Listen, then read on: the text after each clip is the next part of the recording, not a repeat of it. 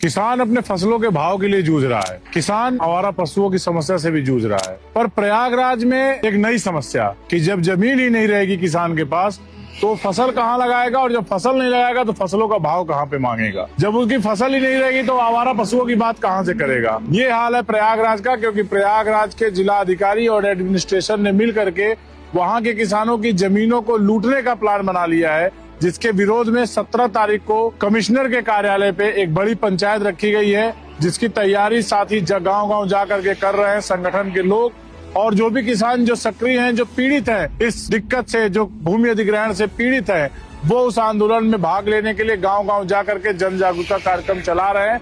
आप सब लोगों से मेरा निवेदन है, खास तौर से हिनौता, हेतापट्टी, जगदीशपुर, गंगागंज, टिकुरी, हदगाहा, ये सब के गांव के जो लोग हैं जिनकी पूरी पूरी जमीनें जा रही हैं।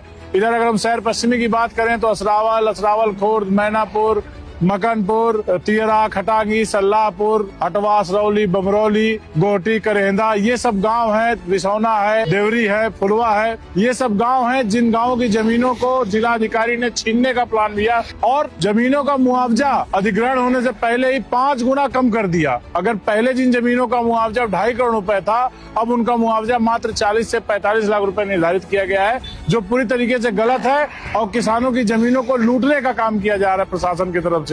इसके साथ एक बड़ी समस्या है कि जो आउटर रिंग रोड बन रही है प्रयागराज में, या जो और भी ग्रीन जोन घोषित किए जा रहे हैं सरकार की तरफ से, खास तौर से प्राधिकरण की तरफ से, वो बिना किसानों को सूचना दिए, बिना उनकी अनुमति लिए उनकी कृषि भूमि को ग्रीन बेल्ट घोषित किया जा रहा है। ना तो वो उसमें खेती कर पाएगा, केवल उसमें बाग बागीचे लगा सकता है। अगर सरकार को ऐसा करना है तो पहले किसानों से बात करनी होगी, उसके बाद उन्हें कुछ न कुछ जमीन या उसका जो सही तरीका है, जो सिस्टम है, उसको सरकार को और लोगों को, खासतौर से अधिकारियों को समझाना होगा, गांव-गांव जाना होगा, नहीं तो इसका विरोध होगा, कड़ा विरोध होगा। और विरोध सिर्फ ऑफिस में और सोशल मीडिया पे नहीं होगा, विरोध सड़कों पे उतर के बाकायदे होगा। और जरूरत होगी तो इलाहाबाद का किसान अपनी जमीन को बचाने के लिए न सिर्फ लखनऊ बल्कि दिल्ली तक जाने का काम करेगा। और ये जो भूमि अधिग्रहण का खेल चल रहा है, जो बिल्डर्स को और उद्योगपतियों को जमीन अलॉट करने का गंदा खेल चल रहा है, उसके विरोध में न सिर्फ प्रयागराज का किसान बल्कि प्रयागराज के किसान की तरह ही और भी जगह के जो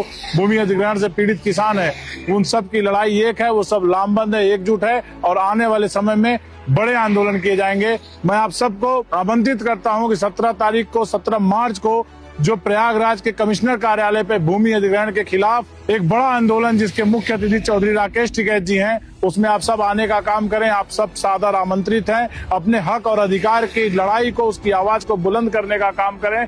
खास तौर से हेतापट्टी से जुड़े जो 6 गांव हैं जहां प्राधिकरण करने का काम कर रहा है, और हदगाह के आसपास के 22 गांव जो सोराव तहसील में पड़ता है, जहां आवास विकास अधिग्रहण करने की प्रक्रिया चला रखा है और जमीनों के भाव को 5 गुना कम कर दिया गया है। मतलब जहां पहले 100 रुपए कीमत थी, वहां सिर्फ 20 रुपए कीमत निर्धारित कर दी गई। एक ही कलम से ऐसा फैसला जो उद्योगपतियों के पक्ष में है और किसानों के विरोध में है, ऐसे फैसलों का, ऐसी नीतियों का विरोध हम करते रहेंगे। जय जवान, जय किसान, जय हिंद।